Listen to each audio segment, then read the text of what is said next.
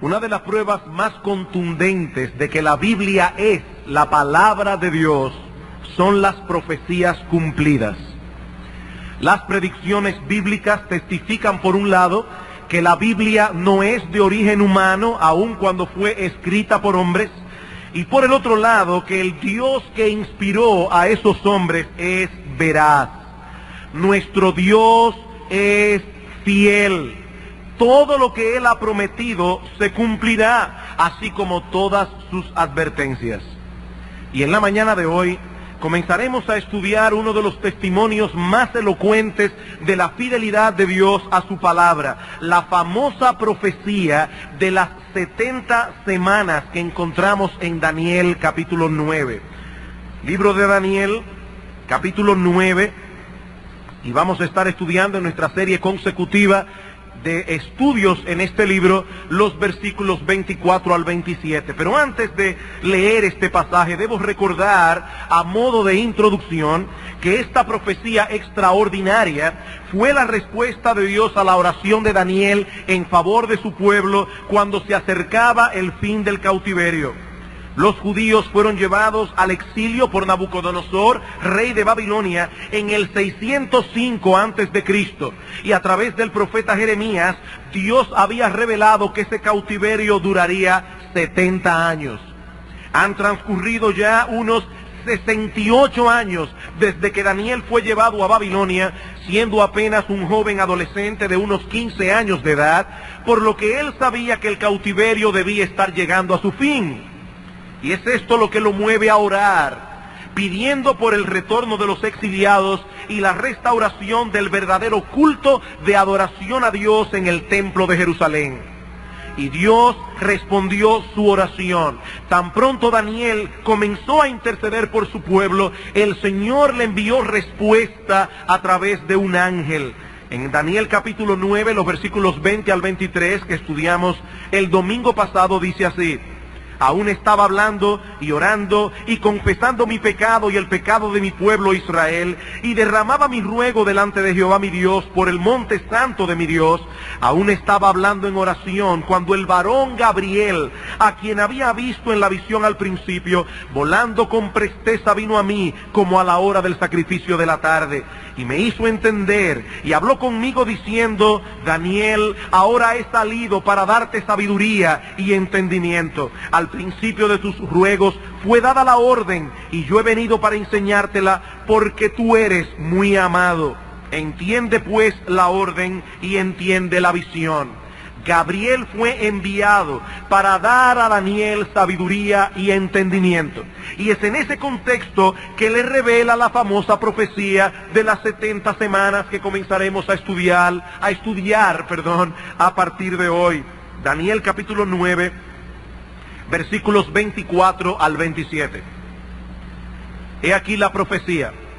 70 semanas están determinadas sobre tu pueblo y sobre tu santa ciudad, para terminar la prevaricación, poner fin al pecado, expiar la iniquidad, para traer la justicia perdurable y sellar la visión y la profecía y ungir al santo de los santos.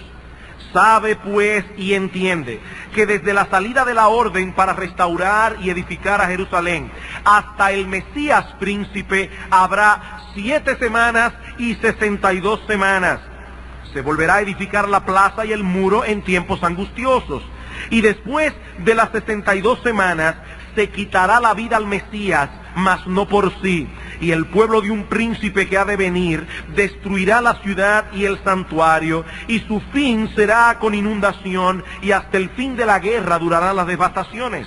Y por otra semana confirmará el pacto con muchos. A la mitad de la semana hará cesar el sacrificio y la ofrenda. Después, con la muchedumbre de las abominaciones vendrá el desolador, hasta que venga la consumación y lo que está determinado se derrame sobre el desolador.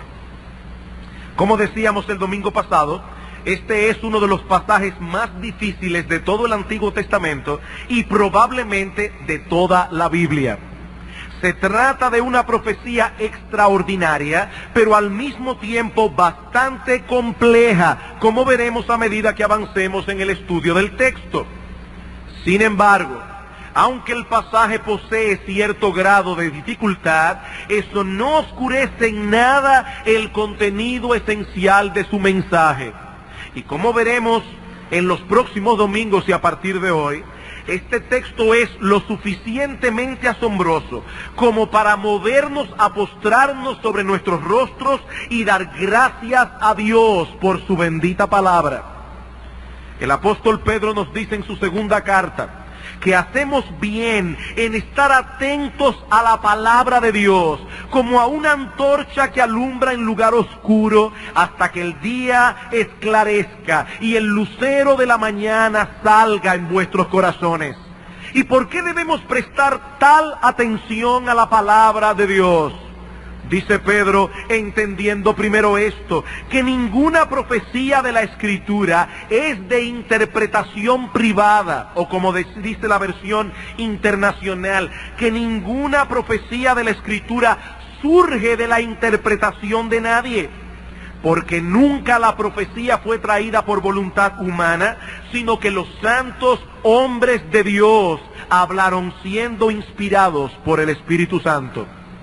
Estas profecías bíblicas llegaron a nosotros a través de los escritos de algunos hombres, pero lo que ellos escribieron no fue el producto de su imaginación, no fue el producto de su elucubración personal, sino que fueron guiados, movidos soberana y eficazmente por el Espíritu Santo. Esto es lo que Pedro nos dice aquí. De modo que el producto que tenemos en nuestras manos no es palabra de hombres, es palabra de Dios, inerrante, infalible y perfecta. Con esto en mente, pasemos a estudiar esta porción de las Sagradas Escrituras y para comenzar, para introducirnos en este océano de cosas, pienso que será muy útil si podemos tener una perspectiva global de su contenido antes de entrar a considerar el texto en todos sus detalles. Un entendimiento claro del mensaje esencial contenido en esta profecía nos ayudará enormemente en la comprensión de cada una de sus partes.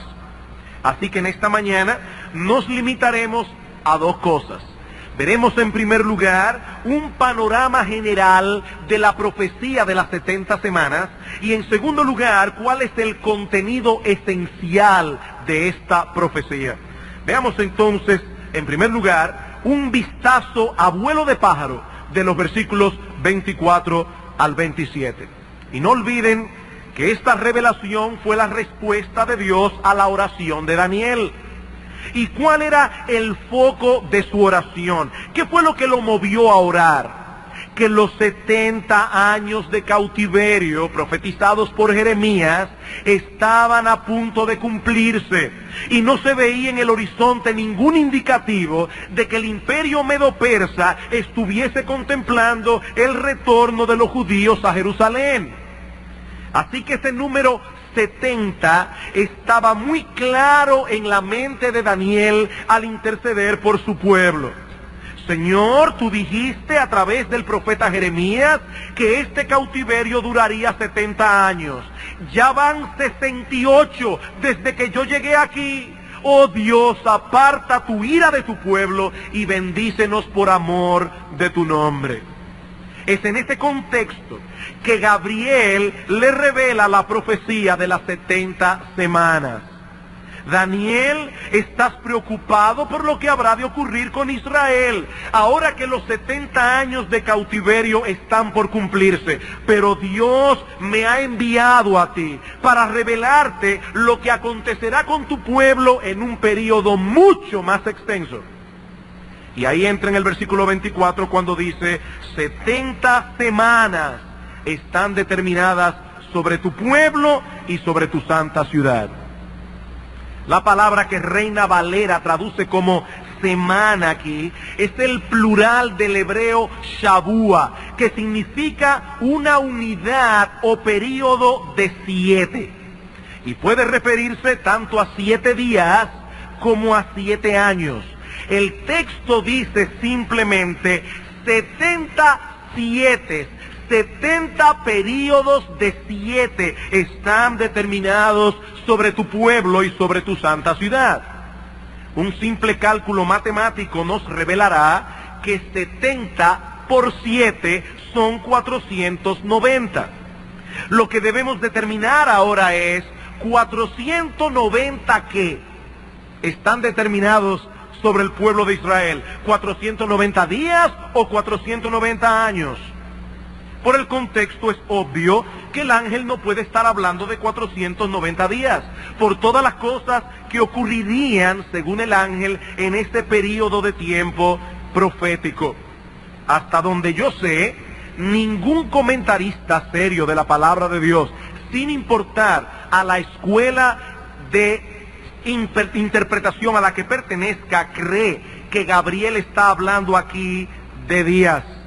Así que debemos concluir, hermanos, que el ángel se refiere a 70 unidades de 7 años, es decir, 490 años. Esos años comenzarían a correr en el momento en que fuera promulgado un edicto para la restauración y edificación de Jerusalén, y concluirían con la aparición y muerte del Mesías. Noten el versículo 25.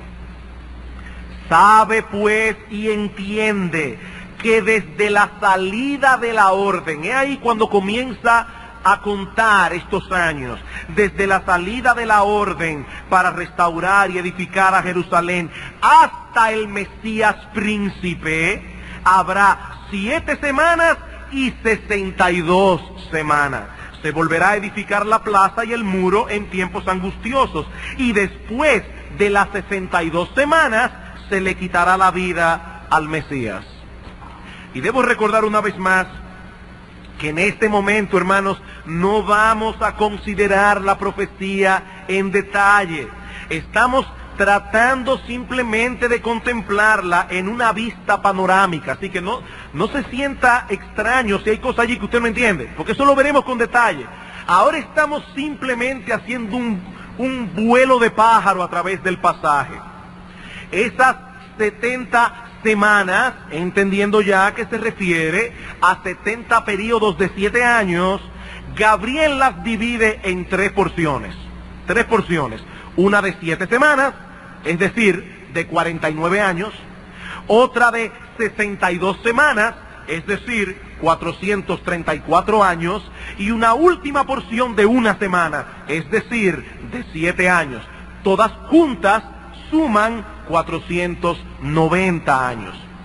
Ahora, la razón por la que el ángel divide las 70 semanas en 3 porciones de tiempo no es para complicarnos más la vida. Es porque cada una de esas porciones constituye un período específico en la historia de Israel, con características particulares. En los primeros 49 años, Jerusalén sería restaurada y reedificada. Y como veremos, si el Señor lo permite, el próximo domingo, esta profecía se cumplió plenamente en la época de Esdras y Nehemías. Luego viene un largo periodo de 434 años, las otras 62 semanas, que son los años que mediaron entre el último profeta del Antiguo Testamento, Malaquías, y la aparición del Señor Jesucristo en el Nuevo Testamento. Sumando entonces los 49 años del primer periodo y los 434 del segundo periodo, lo que Gabriel está revelando aquí es tan simple como esto: que 483 años después de la emisión de la orden para restaurar y edificar a Jerusalén, el Mesías príncipe, por tanto tiempo esperado, iba a hacer su aparición en el escenario de Israel. Eso es lo que Gabriel está revelando aquí.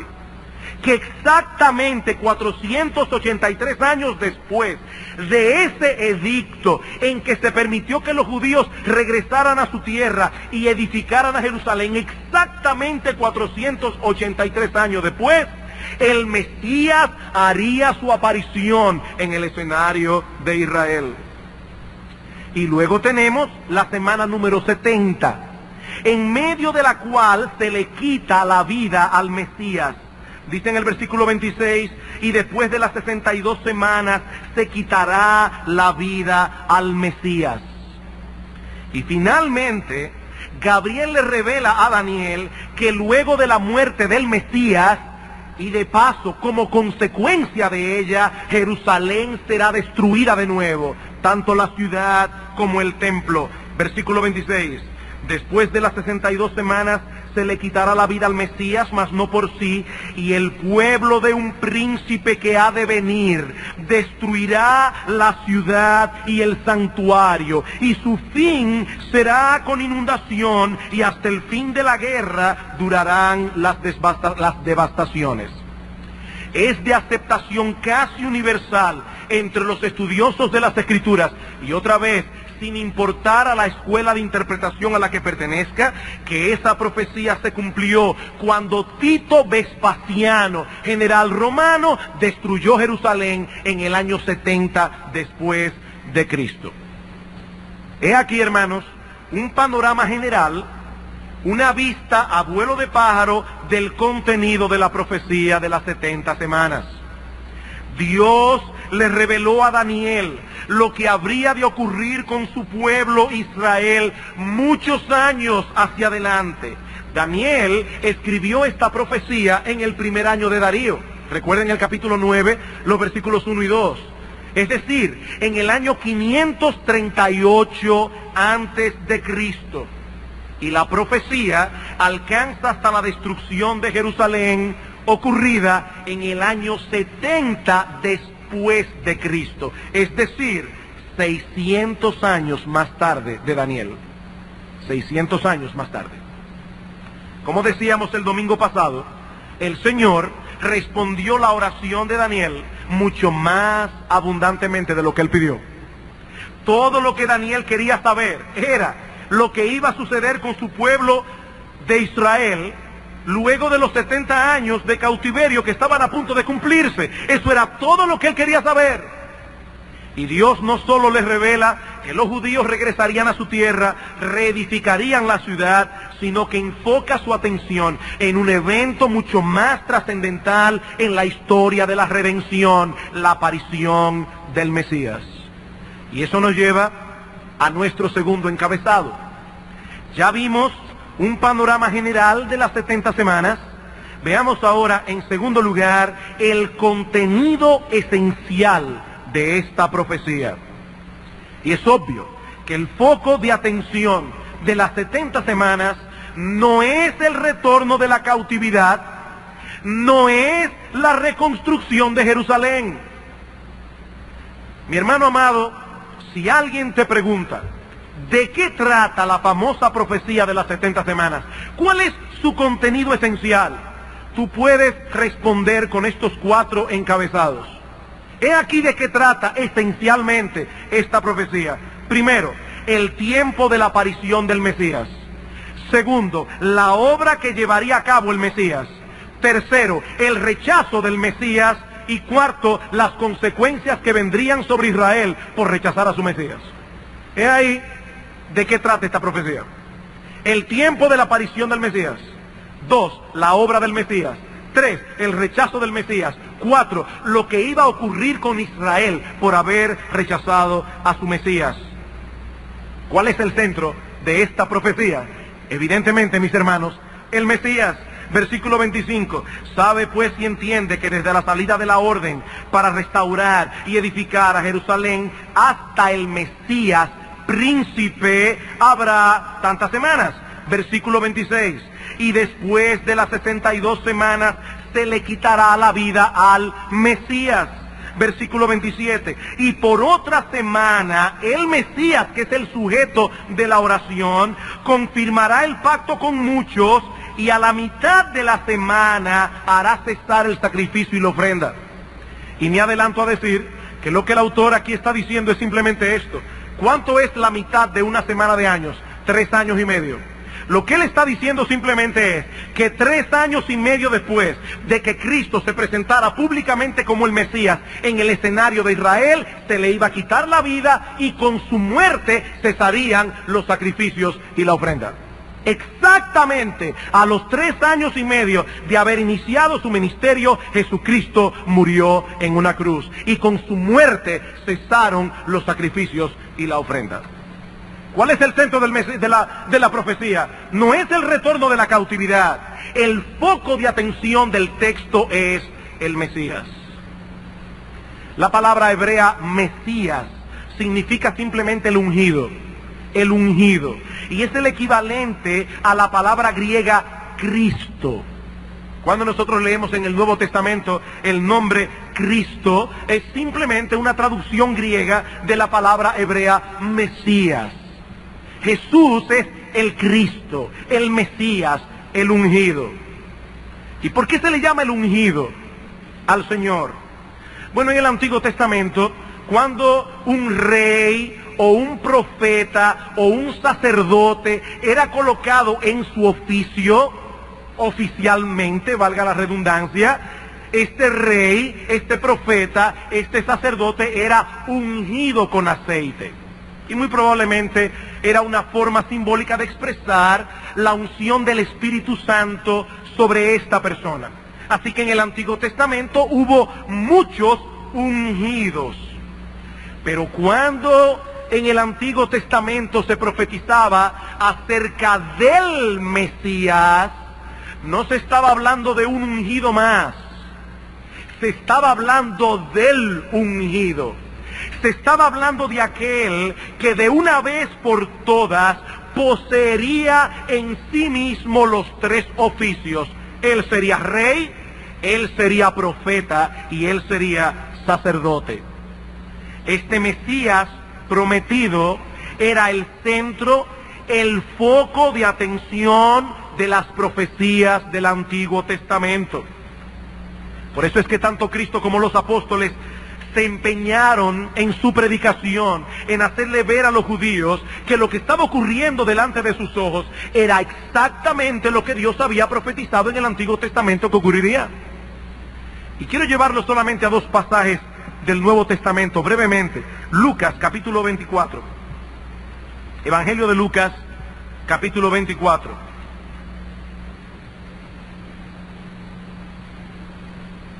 Dice la Escritura que luego de la resurrección, 2 discípulos van camino a Emaús, el Señor se les aparece, pero ellos no lo reconocieron.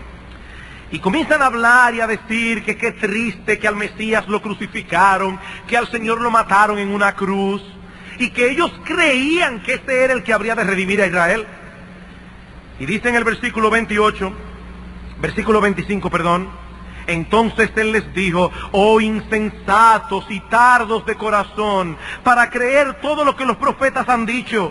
¿No era necesario que el Cristo padeciese estas cosas y que entrara en su gloria? Y comenzando desde Moisés y siguiendo por todos los profetas, les declaraba en todas las Escrituras lo que de él decían. Ustedes sí son tardos de corazón y no entienden lo que escribieron los profetas. Ellos hablaron de mí. Y luego más adelante en ese mismo capítulo, en el versículo 44, el Señor una vez más se aparece delante de los discípulos y les dijo: estas son las palabras que os hablé estando aún con vosotros, que era necesario que se cumpliese todo lo que está escrito de mí en la ley de Moisés, en los profetas y en los salmos. Entonces les abrió el entendimiento para que comprendiesen las Escrituras, y les dijo: así está escrito, y así fue necesario que el Cristo padeciese y resucitase de los muertos al 3er día. Eso es lo que estaba escrito. Y en Hechos capítulo 3, el apóstol Pedro está predicando aquí el Evangelio en el pórtico de Salomón, luego de haber sanado a un cojo de nacimiento, y dice en el versículo 13, Hechos 3, el Dios de Abraham, de Isaac y de Jacob, el Dios de nuestros padres, ha glorificado a su Hijo Jesús, a quien vosotros entregasteis y negasteis delante de Pilato, cuando éste había resuelto ponerle en libertad. Mas vosotros negasteis al santo y al justo, y pedisteis que se os diese un homicida, Barrabás, y matasteis al autor de la vida, a quien Dios ha resucitado de los muertos, de lo cual nosotros somos testigos. Versículo 18. Pero Dios ha cumplido así lo que había antes anunciado por boca de todos sus profetas, que su Cristo, su Mesías, había de padecer. Hermanos y amigos que están aquí en esta mañana, Cristo el Mesías es el centro de las profecías del Antiguo Testamento. Desde el mismo instante en que el pecado entró en el mundo por la caída de nuestros primeros padres, Dios prometió un Redentor, un Mesías, un Salvador. Y poco a poco fue añadiendo información en su palabra acerca de este gran Salvador que habría de venir. En Génesis capítulo 3, versículo 15, y no lo busquen porque vamos a ir bien rápido ahora, encontramos la primera información concerniente al Mesías. Y allí Dios revela que sería un miembro de la raza humana. El Redentor no sería un ser angelical. Dios no enviaría a un ángel a redimirnos, sino a uno nacido de mujer. Pero luego más adelante, en Génesis 12, en Génesis 15, 17, Dios revela que de todos los seres humanos que poblaban el planeta, Él había escogido a Abraham y a su descendencia, es decir, al pueblo de Israel, para que de esta nación naciera el Mesías. Dios hizo un pacto con Abraham y le promete que en él serían benditas todas las familias de la tierra. Más adelante vemos que Abraham tuvo dos hijos, Ismael e Isaac, y Dios seleccionó a Isaac.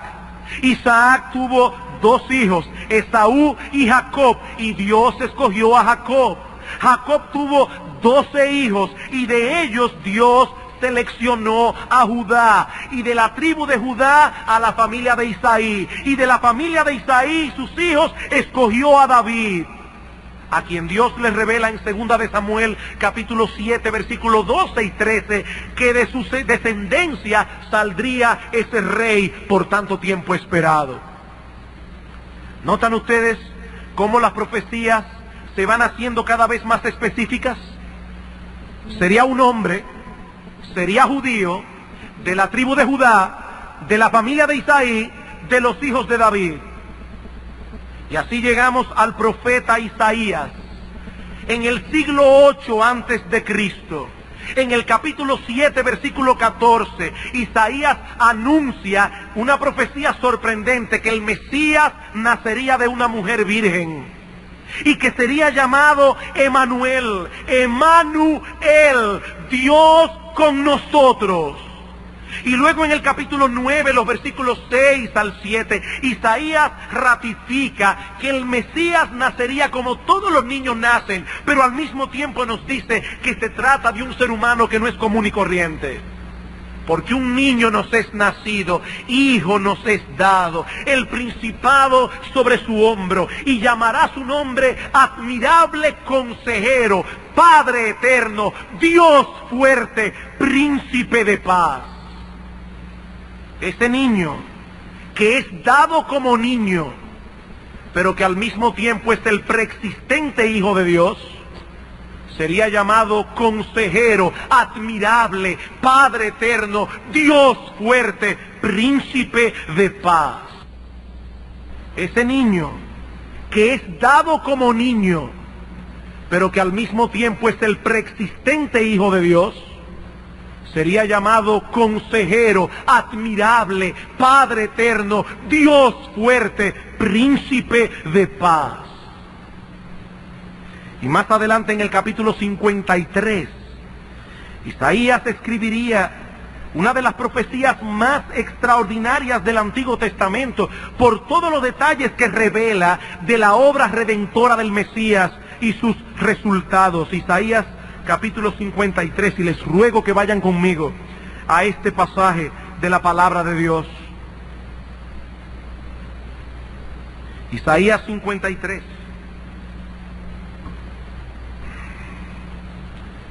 Luego que habla de cómo Cristo sería despreciado, desechado, dice en el versículo 4, ciertamente llevó Él nuestras enfermedades, sufrió nuestros dolores, nosotros le tuvimos por azotado, por herido de Dios y abatido. Mas Él herido fue por nuestras rebeliones, molido por nuestros pecados, el castigo de nuestra paz fue sobre Él, y por su llaga fuimos nosotros curados. Todos nosotros nos descarriamos como ovejas, cada cual se apartó por su camino, mas Jehová cargó en Él el pecado de todos nosotros. Angustiado Él y afligido, no abrió su boca. Pilato le preguntaba y Cristo no le respondió ni media palabra. Como cordero fue llevado al matadero, y como oveja delante de sus trasquiladores enmudeció y no abrió su boca. Cuando Cristo se apareció en el escenario de Israel a ser bautizado, ¿qué dijo Juan el Bautista? He ahí el Cordero de Dios que quita el pecado del mundo. Como cordero fue llevado al matadero, por cárcel y por juicio fue quitado. Hablando de cómo Él sería juzgado injustamente, que siendo un hombre inocente fue declarado culpable. Y su generación, ¿quién la contará? Y la traducción hebrea allí es más o menos esto: va a ser juzgado en un juicio injusto, pero nadie meterá su mano por él. Nadie abrirá su boca para defenderle, porque fue cortado de la tierra de los vivientes y por la rebelión de mi pueblo fue herido. Y se dispuso con los impíos su sepultura. Fue crucificado entre dos ladrones, entre dos impíos, mas con los ricos fue en su muerte, porque José de Arimatea le cedió su tumba. Aunque nunca hizo maldad, ni hubo engaño en su boca. Con todo eso Jehová quiso quebrantarlo, sujetándole a padecimiento. Cuando haya puesto su vida en expiación por el pecado, verá linaje, vivirá por largos días, y la voluntad de Jehová será en su mano prosperada. Él morirá como un criminal, pero él verá linaje. Muchos se convertirán por él, muchos le seguirán. Él verá el fruto de la aflicción de su alma. Él no morirá en vano. Él verá el fruto de la aflicción de su alma y quedará satisfecho. Por su conocimiento justificará mi siervo justo a muchos. Por conocerle a Él serán justificados, y llevará las iniquidades de ellos. Por tanto yo le daré parte con los grandes, con los fuertes repartirá despojos. Por cuanto derramó su vida hasta la muerte, fue contado con los pecadores, habiendo Él llevado el pecado de muchos y orado por los transgresores. ¿Qué iba diciendo Cristo en todo el camino de la crucifixión? Padre, perdónalos, ellos no saben lo que hacen. Perdónalos, Padre. Él estaba orando por los transgresores. Y así hay muchos más detalles que no podemos mencionar por causa del tiempo, pero que fueron profetizados en el Antiguo Testamento. Solo voy a añadir uno más, y es la profecía que encontramos en Miqueas, capítulo 5, versículo 2, donde el Señor revela que el Mesías nacería en una pequeña aldea llamada Belén. Miqueas, capítulo 5.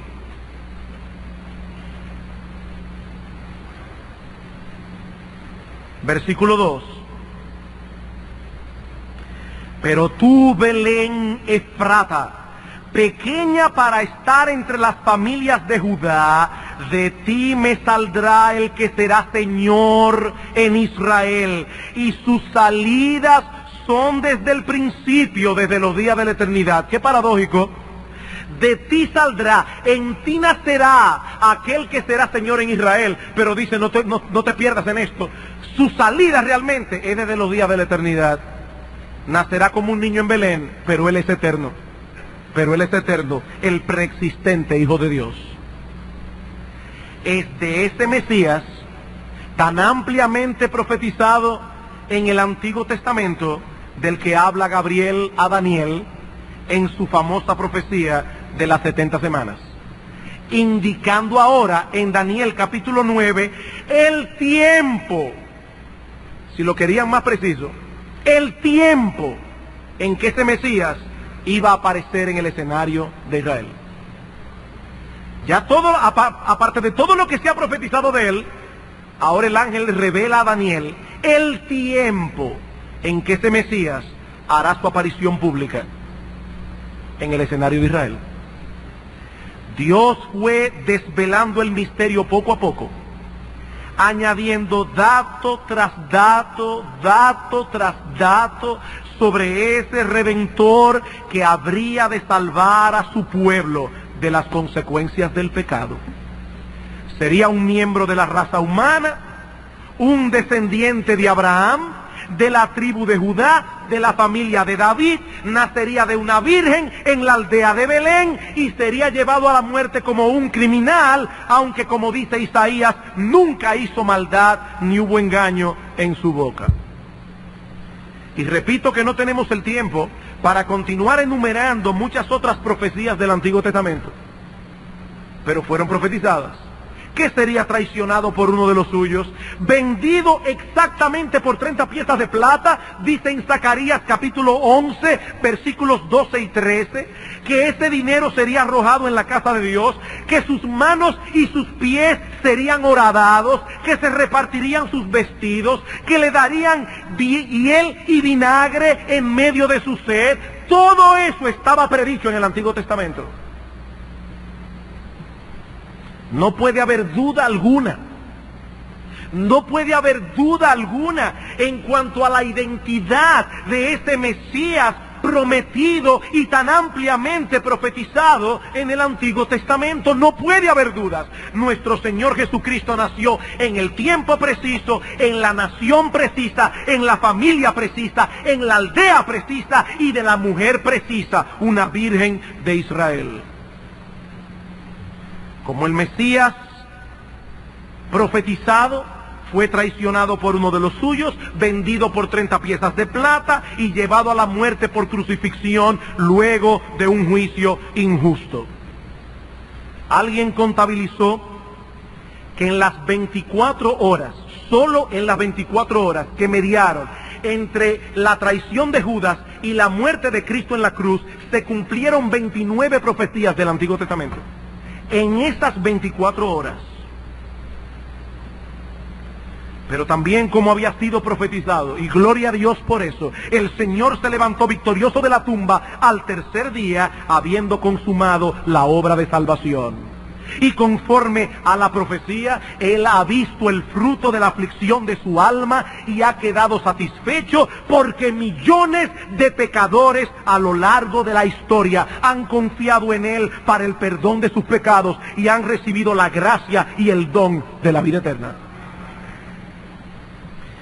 Y si seguimos predicando su evangelio, 2000 años después, es porque tenemos la plena convicción de que muchos otros por esa misma gracia vendrán a la fe y al arrepentimiento, porque ni una sola alma, ni una sola por la que Cristo derramó su bendita sangre en la cruz se perderá, ni una sola. En los próximos domingos, si el Señor lo permite, vamos entonces a estudiar la profecía de las 70 semanas, porque hoy solamente vimos un vistazo general y su contenido esencial. Pero si el Señor lo permite, en los próximos domingos veremos este texto más detalladamente y los elementos que componen esta sorprendente predicción mesiánica. Por el momento, solo quiero traer 3 aplicaciones prácticas a modo de conclusión. 3 aplicaciones prácticas. ¿Qué nos enseñan todas estas profecías cumplidas? Y de manera particular, la de las 70 semanas. En primer lugar, nos muestran la dureza del corazón humano. En primer lugar, nos muestran la dureza del corazón humano. Los judíos que instigaron a la multitud para que Cristo fuera crucificado, conocían las Escrituras. Cuando Jesús era un niño recién nacido, y Herodes mandó a buscar a los escribas para preguntarle dónde estaba supuesto a nacer el Cristo, ellos respondieron de inmediato: en Belén, porque así lo profetizó el profeta Miqueas. Ellos lo sabían. Ellos sabían que esa profecía hablaba de Cristo, pero aún así, teniendo las Escrituras en las manos, conociendo todas estas profecías concernientes al Cristo, aún así le crucificaron. Y todavía al día de hoy los judíos continúan leyendo el Antiguo Testamento, y a pesar de que hubo un hombre que cumplió todas estas predicciones, aún así permanecen en incredulidad. Mi amigo que estás aquí sentado en esta mañana, déjame decirte algo de todo corazón. No es por falta de evidencias que el hombre no cree. No es por falta de evidencias que tú eres un incrédulo. Es por la dureza de tu corazón. Es por la soberbia de tu corazón. No es por falta de evidencias. El problema del hombre es que no quiere humillarse ante Dios. Es que no quiere postrarse ante la evidencia. Por eso decía Chesterton, ese gran pensador inglés del siglo pasado, convertido luego al cristianismo, decía Chesterton, no es que el cristianismo haya sido probado y hallado falto, no, es que fue encontrado difícil y dejado de probar. Ese es el problema. Los hombres piensan a priori que están mejor en su pecado y viviendo lejos de Dios, lejos de sus caminos, y por eso prefieren dejar las evidencias de lado. Por eso prefieren no pensar en todas estas evidencias claras de que Jesucristo es el Mesías, el Hijo de Dios encarnado. Pero mi amigo, óyeme bien, hay un día establecido en el plan soberano de Dios, en el que ningún ser humano podrá pasar por alto las evidencias, nunca más. En ese día toda rodilla se doblará y toda lengua confesará que Jesucristo es el Señor, para la gloria de Dios el Padre. Toda rodilla, toda lengua, incluyendo la tuya, toda rodilla se doblará. Tristemente, para algunos será demasiado tarde. Y eso nos lleva a nuestra segunda aplicación práctica, y es que las profecías bíblicas dejan al incrédulo sin excusa. Las profecías bíblicas dejan al incrédulo sin excusa. Amigo mío, Dios se encargó de anunciar de antemano todas estas cosas, en parte para que sepamos que Él es un Dios fiel y que la Biblia es su palabra. No es el Corán, no es el Bhagavad Gita, no es el libro de Bahá'u'lláh, es la palabra de Dios, la Biblia. Y el Señor Jesucristo dijo en una ocasión que ni una jota, ni una tilde pasará de la ley hasta que todo se haya cumplido. Ni una jota, ni una tilde. Y en otro lugar añadió, el cielo y la tierra pasarán, pero mis palabras nunca pasarán. Ni una sola de la palabra de Dios caerá en tierra sin cumplimiento, porque nuestro Dios es fiel. En el día del juicio, mi amigo, no tendrás excusa.